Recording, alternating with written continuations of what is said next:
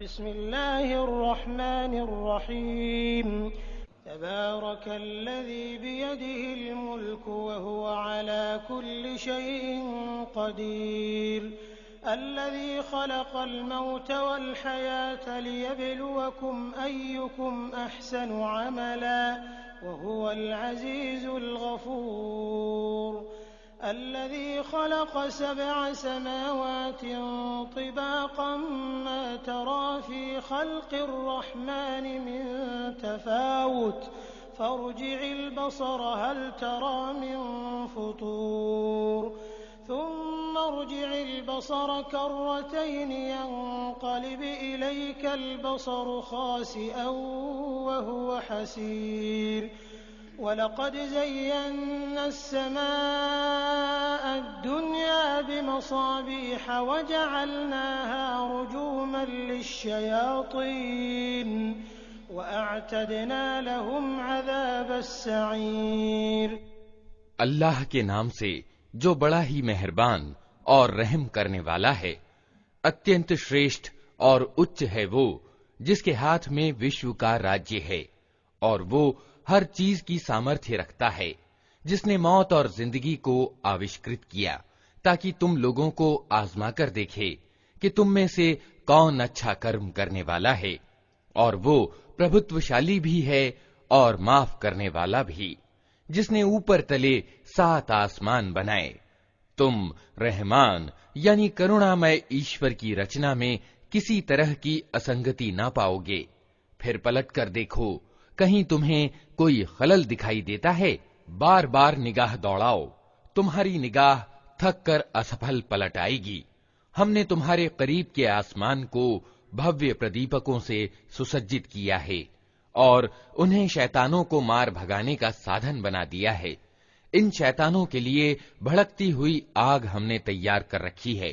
وَلِلَّذِينَ كَفَرُوا بِرَبِّهِمْ عَذَابُ جَهَنَّمَ وَبِئْسَ الْمَصِيرُ إِذَا أُلْقُوا فِيهَا سَمِعُوا لَهَا شَهِيقًا وَهِيَ تَفُورُ تَكَادُ تَمَيَّزُ مِنَ الْغَيْظِ كُلَّمَا أُلْقِيَ فِيهَا فَوْجٌ سَأَلَهُمْ خَزَنَتُهَا أَلَمْ يَأْتِكُمْ نَذِيرٌ قَالُوا بَلَى قَدْ جَاءَنَا نَذِيرٌ فَكَذَّبْنَا وَقُلْنَا مَا نَزَّلَ اللَّهُ مِن شَيْءٍ إِنْ أَنْتُمْ إِلَّا فِي ضَلَالٍ كَبِيرٍ وَقَالُوا لَوْ كُنَّا نَسْمَعُ أَوْ نَعْقِلُ مَا كُنَّا فِي أَصْحَابِ السَّعِيرِ فَاعْتَرَفُوا بِذَنبِهِمْ فَسُحْقًا لِأَصْحَابِ السَّعِيرِ جن لوگوں نے اپنے رب کے ساتھ کفر یعنی انکار کیا ہے، ان کے لیے جہنم کا عذاب ہے اور وہ بہت ہی برا ٹھکانہ ہے۔ جب وہ اس میں پھینکے جائیں گے تو اس کے دہاڑنے کی بھینکر آواز سنیں گے اور وہ جوش کھا رہی ہوگی، پرکوپ کی بھیشنتا سے پھٹی جاتی ہوگی۔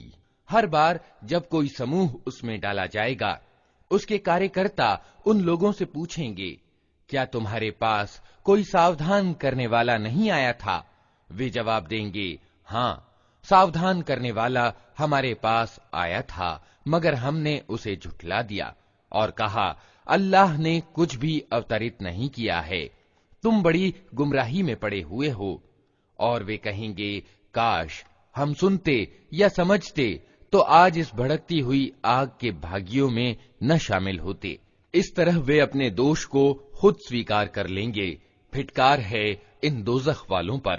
ان الذين يخشون ربهم بالغيب لهم مغفرة واجر كبير واسروا قولكم او اجهروا به انه عليم بذات الصدور الا يعلم من خلق وهو اللطيف الخبير هو الذي جعل لكم الأرض ذلولا فامشوا في مناكبها وكلوا من رزقه وإليه النشور جو لوگ بنا دیکھے اپنے رب سے ڈرتے ہیں یقیناً ان کے لیے معافی ہے اور بڑا بدلہ۔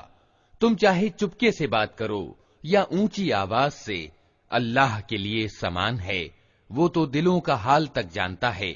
کیا وہی نہ جانے گا جس نے پیدا کیا ہے؟ حالانکہ وہ سوکشم درشی اور خبر رکھنے والا ہے۔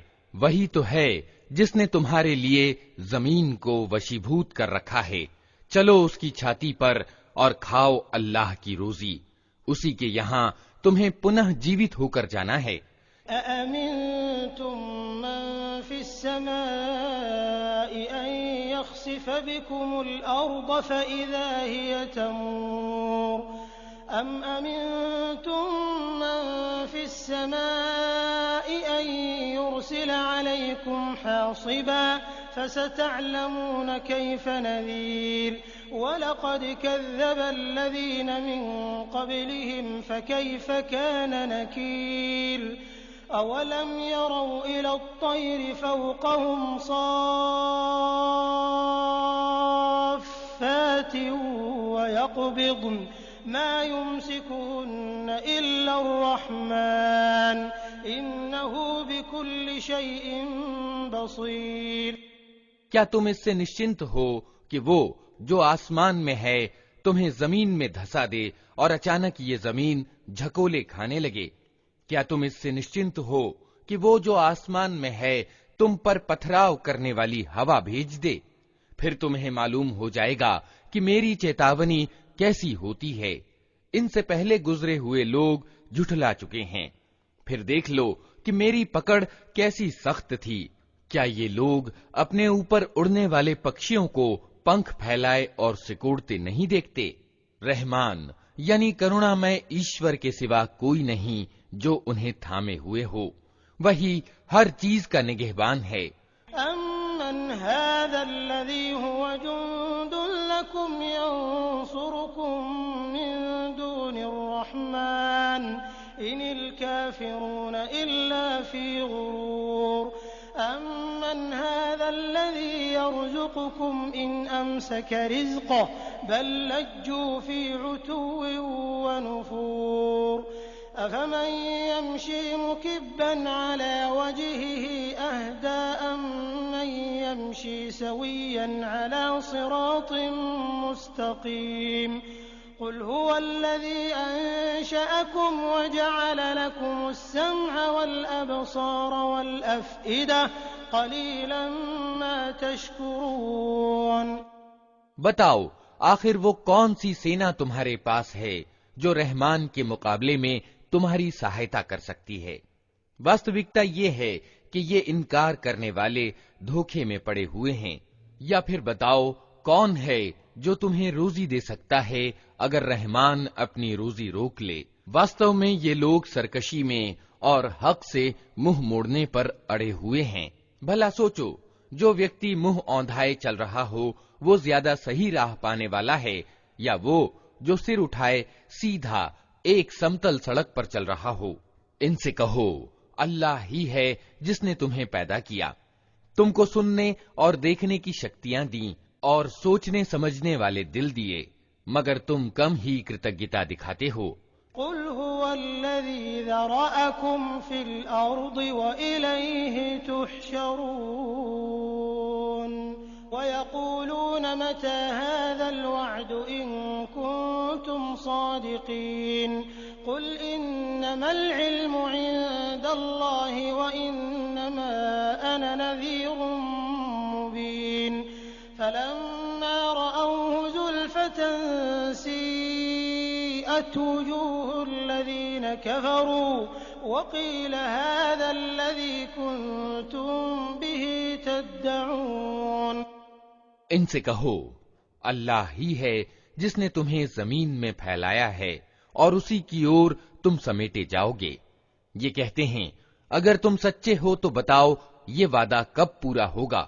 کہو اس کا گیان تو اللہ کے پاس ہے، میں تو بس صاف صاف سچیت کر دینے والا ہوں۔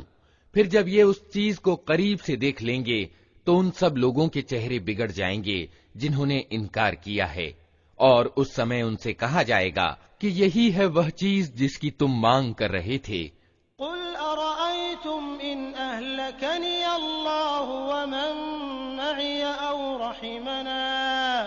أو رحمنا فمن يجير الكافرين من عذاب أليم قل هو الرحمن آمنا به وعليه توكلنا فستعلمون من هو في ضلال مبين قل أرأيتم إن أصبح ماؤكم غورا فمن يأتيكم بماء معين۔ ان سے کہو کبھی تم نے یہ بھی سوچا کہ اللہ چاہے مجھے اور میرے ساتھیوں کو تباہ کر دے یا ہم پر دیا کرے؟ کافروں یعنی ادھرمیوں کو دردناک عذاب سے کون بچا لے گا؟